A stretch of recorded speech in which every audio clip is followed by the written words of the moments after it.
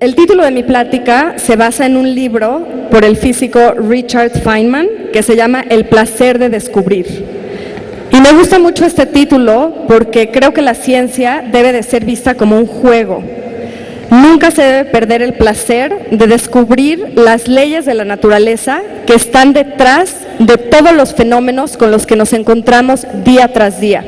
Desde que nos paramos en la mañana y nos lavamos los dientes, cuando tomamos el coche, cuando calentamos una tortilla, la comida, etcétera, hay ciencia detrás de cada uno de estos eventos. Lo que voy a tratar de demostrarles en mi plática es cómo jugando con el mundo uno puede llegar a descubrir cosas fascinantes de las cosas más simples que nos rodean.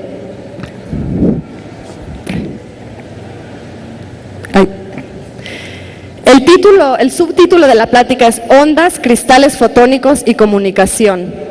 Y me inspira mucho este físico, que era un profesor brillante, del cual siempre se hablaba que era una persona más grande que la vida, porque no solo era un gran físico con un carisma enorme, que inspiraba a muchos jóvenes, sino que también era una persona que corría maratones, que tocaba los tambores en África y que dio muchísimo de sí mismo al mundo con esa entrega que pocas veces se ve en un profesor. El problema con la ciencia hoy en día es que mucha gente no la encuentra interesante o relevante. Creo que desde que llegó el hombre a la luna, muchas veces me encuentro que la gente no le interesa. Pensamos que lo que hoy ocupa un nivel central en la sociedad es la economía, las finanzas, la medicina, etcétera. Bueno, la medicina como ciencia, pero no tenemos ese ímpetu y esa curiosidad que teníamos cuando todos esperábamos que el hombre llegara a la luna.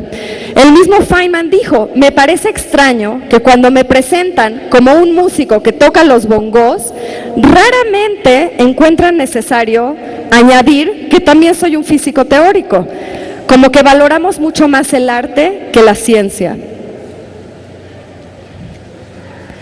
Algo que me encanta que dijo Feynman es, y para mí es la parte central de la física y de las ciencias, no aceptes ciegamente la opinión de la autoridad, experimenta por ti mismo, que fue lo que hicimos esta mañana. Y esto es justo lo que hace la ciencia, experimenta una y otra vez, permanece en constante cuestionamiento y siempre. Mi especialidad son las ondas, qué buena onda, ¿verdad? Las ondas las encontramos en todas partes, en el agua, en el arte, de los teléfonos celulares. Cuando hablamos, mandamos señales que están compuestas de ondas electromagnéticas. La música, la guitarra, la flauta, todos los instrumentos musicales emiten ondas de sonidos. El hecho de que yo pueda estar hablándoles a ustedes a través de este micrófono requiere que yo emita ondas que están viajando en el aire hacia sus oídos. Una de las preguntas abiertas que Feynman heredó a la humanidad dio una plática que se llamaba There is plenty of room at the bottom, es decir, hay muchísimo lugar abajo, en el mundo de lo pequeño, de las cosas más subatómicas muy pequeñas. Y en esa plática desafió a los físicos del mundo a que escribieran el contenido completo de la Enciclopedia Británica en la cabeza de una aguja. Muchos se rieron. Y en realidad lo que él estaba prediciendo es la nanotecnología, que hoy en día es parte de nuestras vidas. Pero en esta época, en 1959, no teníamos ni siquiera la visión de saber qué tan pequeño íbamos a poder llegar.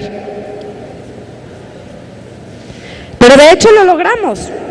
No logramos exactamente escribir toda la Enciclopedia Británica, pero hace más o menos 25 años, utilizando un microscopio que se llama Scanning Electron Microscope, es decir, que manda una corriente de electrones e interactúa con los átomos de la superficie de un material, se pudo escribir una de las páginas de la novela de Charles Dickens que se llama A Tale of Two Cities.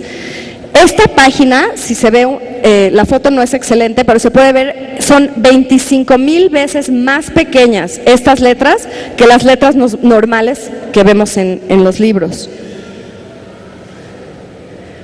Pero eso no acabó, fue una carrera y después la compañía IBM logró escribir el logo de su compañía, fue el más pequeño logo que se ha escrito en la historia.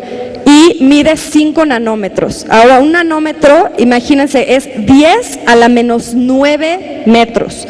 Y un cabello de nosotros mide micrones, 100 micrones más o menos, que son 10 a la menos 6 metros. Entonces, imagínense, esto es, obviamente no es visible al ojo común y se necesita un microscopio para llegar a ver eso.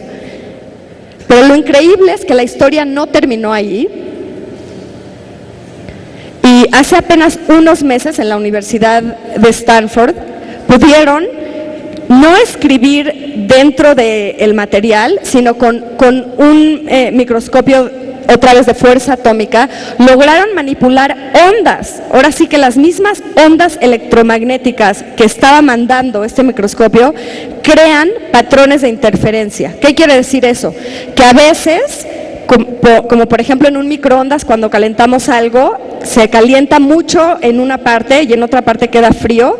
Eso quiere decir que las ondas interfieren en un lugar en el que se calienta mucho y no interfieren o se destruyen unas a otras en el lugar en el que se queda frío. Entonces eso justamente hizo, se quedó la onda, el patrón de la onda para poder escribir la S y la U de la universidad y solamente se ven con un microscopio especial para ver ondas. Entonces, como vemos, las ondas están en todas partes y nos dimos cuenta que la fabricación de objetos tan pequeños es algo que nos puede abrir a un mundo fascinante.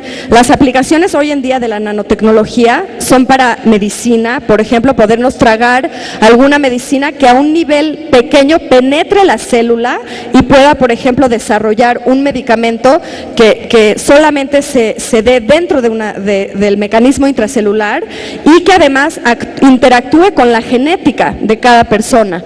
Podemos también guardar memoria de las computadoras. Incluso estamos trabajando en llegar a lo que se llama las computadoras cuánticas, que van a ser muchísimo más rápidas, hasta 10 veces más rápidas que las computadoras de hoy en día. De hecho, yo trabajé en uno de estos laboratorios y uno se tiene que vestir, es un lugar más limpio que una sala de cirugía. Le llamábamos los trajes de conejo, porque son blancos y uno se tiene que preparar como 15 minutos antes de entrar a este laboratorio. No puede entrar ninguna partícula de polvo, es muy interesante. Bueno, yo me dediqué a algo que se llaman los cristales fotónicos. Son cristales que de hecho aparecen en la naturaleza y están definidos por ser muy pequeños, nanocristales, con estructuras ópticas periódicas. ¿Qué quiere decir eso? Que tienen, por ejemplo, agujeros, se les llama fibras agujeradas y mucha de nuestra fibra telefónica, por la que hoy en día nos comunicamos por teléfono, usa este tipo de cristales. Entonces, imagínense que están viendo, este es un corte, digamos, de la fibra que están viendo de teléfono, que tiene muchos hoyos. Y lo que pasa es que uno puede influenciar cómo viajan esas ondas. Es decir, si yo quiero hablar con alguien que está ahorita en Estados Unidos, por ejemplo, y quiero viajar por la fibra óptica, digamos, yo voy a influenciar para que no se disperse la señal, como cuando agarro una linterna y la mando y se dispersa toda la luz. Yo la quiero concentrar como un rayo láser y que vaya solamente en este camino específico. Entonces, lo que hacen los científicos es que se dedican así simplemente a experimentar, a quitar hoyos de un lado y del otro para poder enviar señales y atrapar la luz dentro del cristal. Al atrapar la luz, le llamamos el crear un defecto, porque efectivamente quitamos alguno de los agujeros y lo que se logra es como un efecto de cuando se van a cortar el pelo en esas barbershop, no sé cómo se diga en español, en los lugares en los que uno se corta el pelo, que había muchos espejos múltiples y se ve la imagen de una persona 100,000 veces hacia atrás, ¿se acuerdan? Es lo mismo que está pasando dentro del cristal, son como dos espejitos. Entonces lo que pasa con la onda es que no es que